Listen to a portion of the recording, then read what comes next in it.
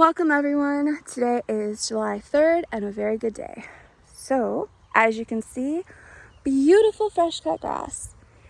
No, I didn't do it. So, I haven't been able to cut my grass all summer long because I couldn't get gas. I would have the money, but I didn't have a way to get into town to get gas in my gas cans. Anyways, nice neighbor came and I didn't even ask. He's just like, brought his lawnmower. He said, I'm gonna cut your grass for you because you clearly need that cut. And he knows that I'm allergic to these biting bugs. So all these black flies, sand flies, horse flies, mosquitoes, all this stuff, when they bite, I get like, it like swells into a lump, and it's bad. And then my ear, and behind my ears, they get a lot of pain. So anyways, he said bugs don't bite him, but they eat his wife alive, so he understands. And so he did this just to be nice, to help keep them bugs down, so I'm not eaten alive as bad, and I'm grateful for that. And then 2 days later, today, he came by with an attachment on his riding lawnmower with this coolest thing on wheels, like a big basket, and it brushes all the grass up. And then I made a drive-through. So he came back over here. He would just drive up here and then stop. And then I just pick there's like a bar. And I just like lift it like this, and all the grass falls down. And then I just take my rake and I just rake it to the side. And then he just goes on and just keeps pulling it up, and I'm just raking it up here. So a lot of good things have gotten done today. And I do want to point out something very interesting to keep in mind. So here's what happened today. Notice this grass is extremely dry. So I'm fortunate in many ways because the sun here is direct sun. I mean, this is great for a lot of things like gardening and stuff. I get direct sun. It's beautiful. But it also dries out the cut grass extremely fast. So this here is extremely dry cut grass. It's been drying for 2 days. Well, when we unloaded the grass here and the mower was there, so he was focusing on trying to make sure that he had the basket right, and didn't realize that the front part moved a little too close to the grass. And the hot engine running on the riding lawnmower started a fire in the grass. So fortunately, it was a very tiny one, but I saw all the smoke coming up, and I was able to get in here. I think I raked the stuff over it, but I was able to get in here and try and air it out with my rake. But there was a big brown spot. So just a little bit of advice: whenever you're out cutting grass and you have any kind of dried stuff, be very careful. Always make sure you're focusing on the front and the back of your machinery, because that hot riding lawnmower engine can so very easily start a fire if it even just slightly touches or comes close enough to your dried grass. And that is something I'm definitely going to remember. So I can't have a fire here. That's nope. That's just not in my budget. So anyways, that's what I got done today, and it feels so nice because I've been very discouraged lately. There's so much I've been wanting done for 4 years now. This is going on the 4th year and it doesn't get done. Oh yeah, here's an apple tree. I don't think they taste good. I tried one once, but no, it's just for the birds. Anyways, so he just happens to be friends with the guy down the street with the tow truck company, and has a bush hog and a bulldozer. And my neighbor just happens to be a mechanic. He's in his 70s and he still works almost every day. And he is like a master when it comes to dealing with machinery. He gets paid heavily for fixing like everything. Big, huge bulldozers, dump trucks, tractors, anything, you name it, he can fix it. So He knows how to operate and work all these big machines and everything and fix them. So he's going to one day, well, in the next few weeks, he's going to get the bush hog the neighbor has, and he's going to come here and bush hog this whole old road that I've been wanting to get cleared for so long. So pretty soon you're not going to see this. It's going to be so nice. I'm going to have my own private road on my property again. This goes down a hill. It's a steep hill, and then it flattens out. So this here is going to be nice and clear, and then when you get to the bottom, it flattens out, and then my property goes out that way, and nice and flat-ish. So I'm going to be able to have a nice walking trail that you could go down here, and a lot of apple trees, and I'm going to be able to actually get a trail put in from, okay, so when you go down here, I'm going to have a trail put in that's going to take you all the way out to my cleared lot over there. And I'm so excited for that. I wanted this for so long.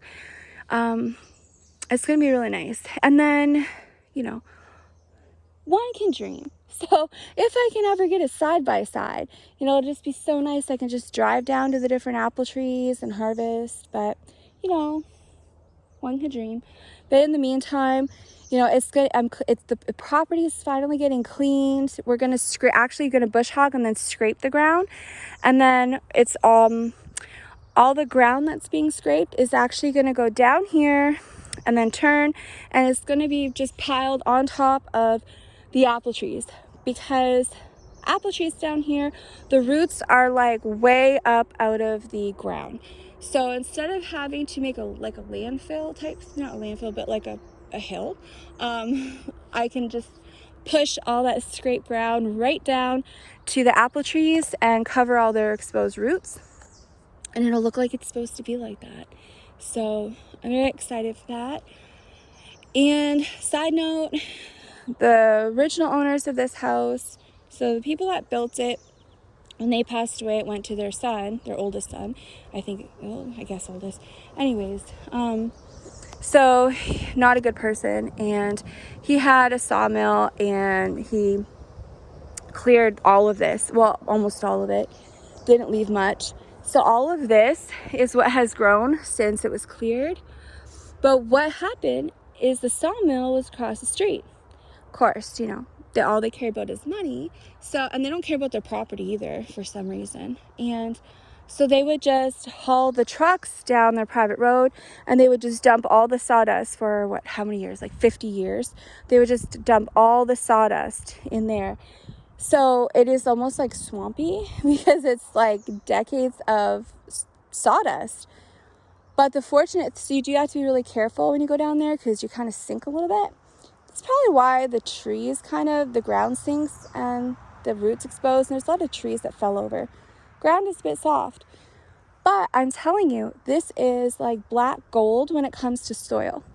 So I have been able to get down here a little bit, like right when the snow melts, right when the snow melts after winter. And I'm telling you, there is the richest black soil. So I want to be able to get to that and utilize it. Very exciting. Actually, it's so rich that I found some bear poo over there in the trees before all the weeds grew up, and there was mushrooms growing out of the bear poo. So there's a lot of fertilizer in here, and also a lot of, 75 years worth of all of these leaves falling, decomposing year after year after year. You've got all the leaves, you've got the bear poo, plus all those years of sawdust. So I have extremely rich soil in here. I just don't have a way to get to it. So I'm looking forward to that. And if all goes well, I am going to be able to have some raised beds. I don't think I have a whole lot, but I may have more than I think I do. Cedars back in there. They harvested all the cedars because that's where the money is. So there's tons of stumps all in here, but they did leave some. Thank God for that. So I'm going to harvest those cedars, get them out of there, and we're splitting the wood. So neighbor is going to come with the other neighbor who has a sawmill and tractors, and they're going to cut down the cedars, saw it into lumber, and we divide it by 2. So, you know, this just makes my day. And this is the way we're supposed to live. So, you know, if you are able to do something to help somebody, do it. You know, be a good person. And, you know, if you can find somebody who can help you and you can help them in return, that is the best way to live life. I mean, these are the kind of neighbors I want to have. So it's not going to cost me any money. Bug, ew, a lot of bugs. So it's not going to cost me money, which is great because I don't have money. So I'm going to be able to get the cedars for my raised beds, and I am going to be able to cut down. Actually, he told me cut the cedar or the spruces down for my chicken coop. So they're gonna, I've overloaded. A lot of them are half dead, but the trees are still good for lumber. So we're gonna pull out only what I need. We're gonna pull out cedar or spruces, and that's gonna get cut for lumber. So I might actually get my chicken coop that I've wanted for 4 years now. I may actually get my chicken coop and the run built. And I'm also going to make sure that whatever I build, it's easy to move. So once this is all fixed up real nice, house is fixed up best I can, and I can get this sold, hopefully for the amount of money I know I could get for it, then I will be able to, I want to start from scratch, buy property in the area I want, further south, but not too far from here because I love this area, or this part of the country. And I'll be able to easily move my chicken coop, and then I don't have to buy one. And I can leave the chickens in it. So I could have my chicken coop moved with the chickens in it and make it nice and simple and easy. So that's another thing off my list, hopefully. Then what we have left is firewood. I have 3 cords from last year that I got for emergency wood that I didn't use, thank God. So I can put that aside for this year. But I still need 10 more cords, at least. I don't have that. So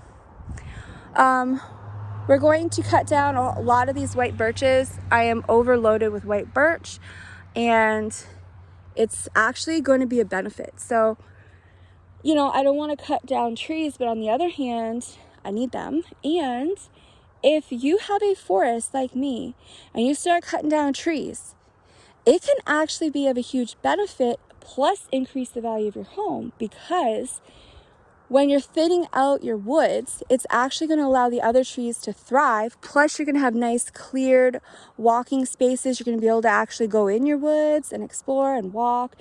And it's creating airflow, which is very important. Don't have much airflow in here. So I'm going to be able to cut down a lot of these white birches and use that for firewood, but it's also helping the environment as well. I just want to try and make sure I pick ones that don't have, you know, animal houses and bird nests and stuff. I try to be really respectful of the animals. So we're going to do our best and just pick down certain ones. So the white birch is going to be cut up for firewood. For people who have not used that, out here, bugs, I always get Norwegian maple. The guy that I buy wood from, that's what he always has, and it's great. But I had a white birch that I cut down 3 years ago, and some of it got cut into small logs and just left there. Just didn't know what to do with it yet. But I ran out of firewood. So I came out and I started burning that white birch that was very dry.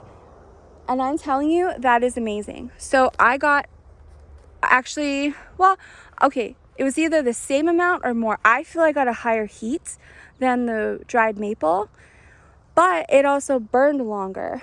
So the logs that I was putting in my wood stove, they actually lasted longer, which was excellent, because if you have to reload a wood stove every 4 hours, that interferes with your sleep for about 8 months out here.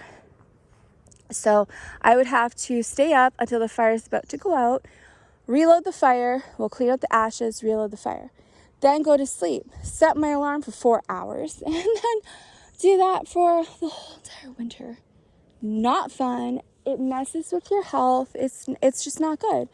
So if you can get a longer burn time with high heat, I mean, who doesn't want that? That's amazing. So I'm happy to have all these white birches, and we're going to cut down like a bunch, and but very selective, and then divide it into two, and they'll cut it up into firewood for me, which is really nice.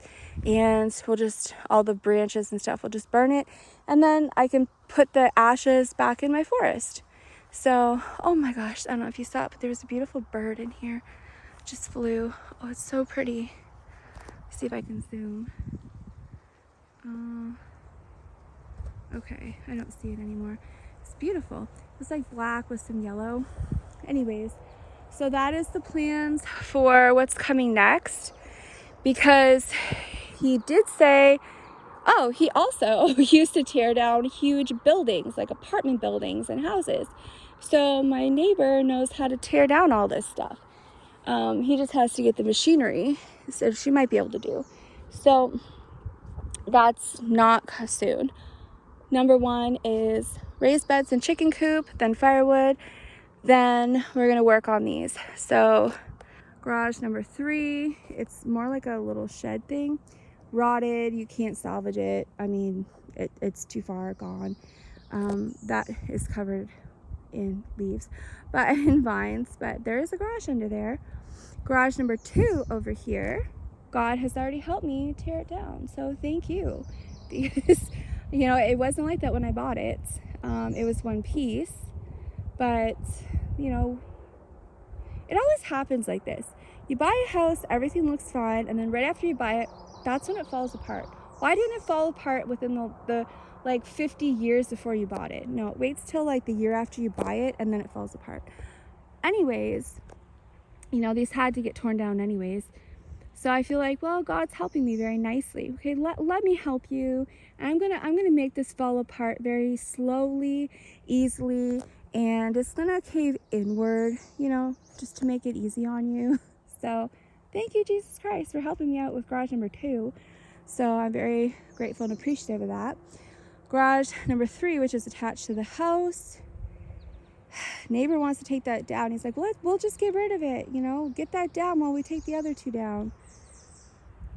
Can't really salvage it. It's also built on a hill and it's sagging. It's just bad. A hollow ground underneath. Problem is I have stuff in there. So I have storage bins, you know, that doesn't matter if it gets wet. So I have to clean out that. And then when that gets torn down, here's the problem. So I'm gonna have to put siding up right away, because it's attached to the house, and on the inside of the garage where it's attached to the house, it's the old original like cedar siding and exposed, like it's, yeah, I don't want my house to rot. So funny thing is the neighbor also knows how to do siding. So it's like, not a problem, we'll just put siding up right away as soon as we tear it down. So hopefully this fall, there's the plan. It's too hot to be working in the summer, plus all the bugs and everything. So I also don't want to do this until right before I'm ready to get the house up for sale, because I want it fresh. You know, you tear this down and then you put dirt down and you have it all leveled out and it looks beautiful. Well, 2 weeks later, it's going to be 5-foot weeds. So I want to make sure that as soon as this gets done, that's right when I can put the house up for sale. So it's nice and fresh and beautiful. And also, who wants to work in high heat if you don't have to? So that's on the list for the fall. But the wood needs to be done now, because the white birch needs to be seasoned.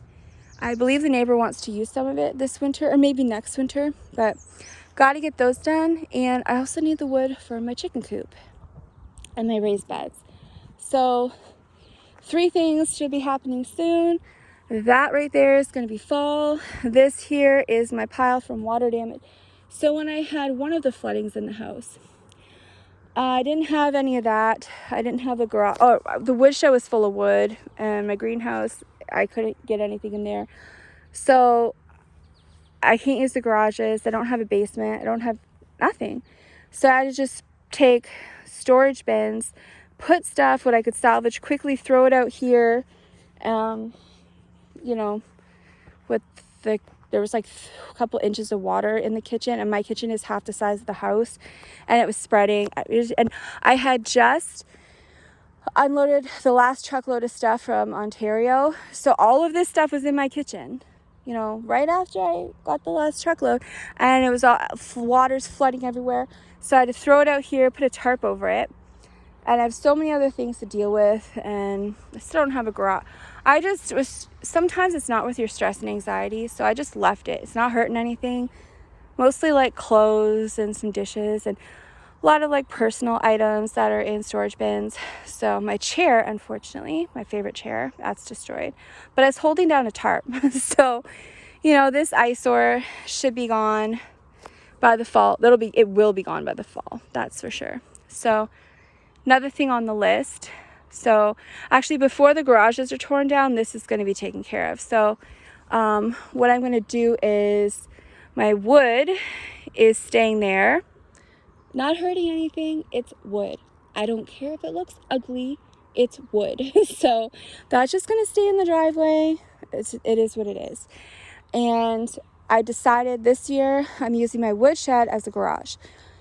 So as I get things taken care of here, then I get down my list of the next most important things. These storage bins, I'm going to start sorting this and make sure anything damaged is in the garbage pile. Salvage what I can, and this is going in the wood shed over there that I'm using as a garage this year. So this year is going to get cleaned up. Actually, won't take that long because it's mostly all storage bins. Just have to move them, but there's a lot of stuff that got damaged. So anyways, this is my update on what is going on. So grass is cut. The other half of the grass still needs to be cut. That's fine. That is going to get bush hogged. The ground's going to get scraped. I'm going to have my road back that I've wanted since I moved here. And then the trees are going to be cut. Then come fall, this is going to get done. And then the garages are going to get done. And then that's actually built on a hill. So behind the, right on where the back of the garages are, it slopes down. So the back part there, I mean, it's on a hill. It's not flat. So,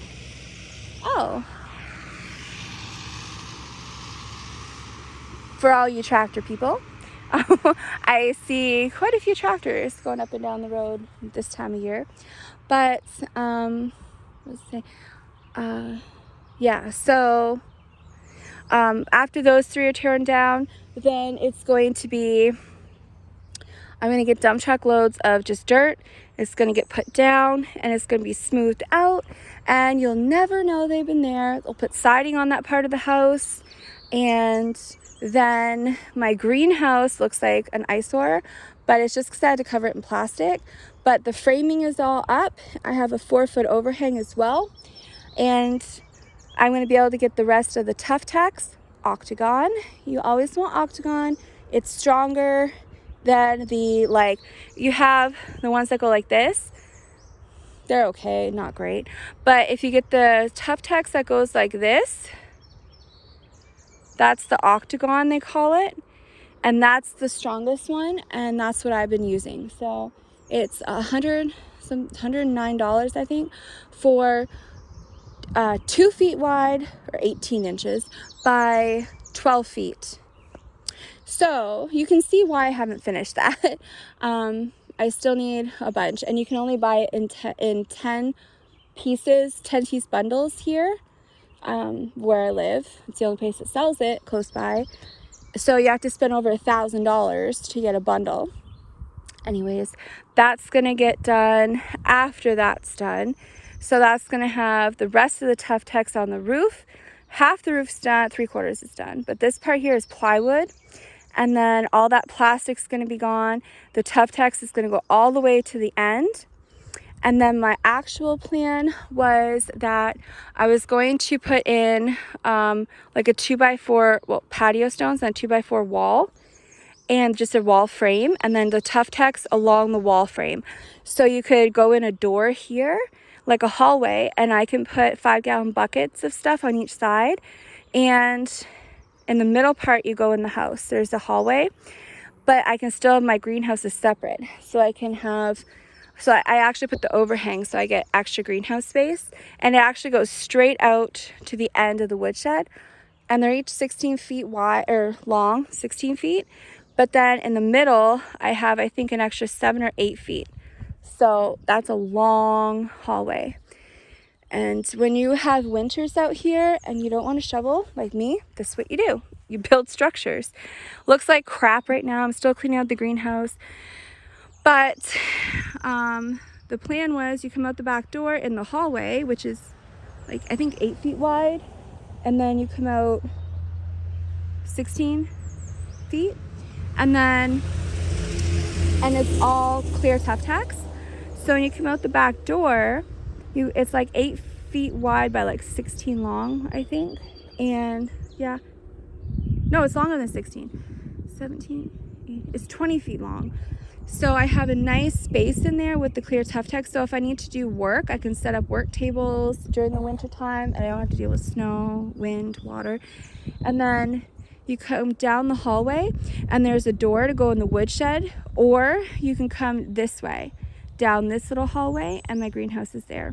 So the whole purpose of this is that I can go from my back door to the woodshed without having to go outside. And then I have that long hallway, and then I have a hallway coming here. So both structures have long hallways, and I can come all the way out here to the driveway. So like once all this is cleaned up, which will be before, like I'm working with bugs. So, and I'm beyond overwhelmed. So this eyesore will be cleaned up and all this will be done by fall. So picture this, all of this is clean, all of this. So in the winter time, you'll be able to have the tractor plow all the snow right up here. So how nice is that? You come out your back door, go get your firewood, go inside. You don't have to shovel, you don't have to deal with rain, nothing. And then if you want to come out to the driveway, you just go down this enclosed hallway, and all you have to do is the tractor will plow all up to here, and you might just have to shovel a little bit there because the tractor probably isn't going to go right up to the door.